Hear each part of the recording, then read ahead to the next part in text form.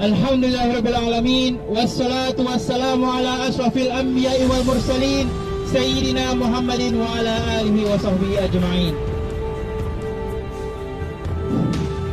Dearly beloved, I hereupon raise everyone in this field to stand up with me.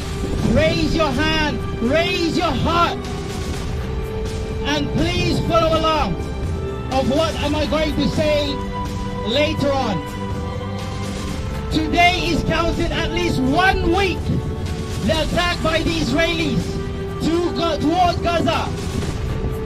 360 civilians, 45 civilians are dead, pronounced dead. 15 of them are pronounced with children. The videos that are circulated in the social media wasn't the first time. Last year, this type of action happened not only in Gaza but also in Palestine, in Nablus, in Ramallah, in the Al-Aqso compound, and also in Ramadan, one of the holiest months in the Islamic majority. Speaking of 1 week, this sort of event actually happened nearly a year ago to another nation with the same act, with the same violent act to Russia, from Russia to Ukraine. But what happened? Ironically, the world sees it in a different way. The world perspective it in a different way. What do they see? The world condemned the act of Russia, giving sanctions to Russia. World leaders come together to try to put an end towards this nation, towards the attack. Ironically, another act same happened in a different country with a different people, and that is in Gaza. Dear Mr. President, Joe Biden of the United States, would you condemn the action of Russia? Or is it because that they are different people? They're not as white as you. They're not as black as you. They're not as English as enough as you. Not to mention to the media mainstream, huge news agencies are using irrelevant, even misleading terms describing this event, which is not true.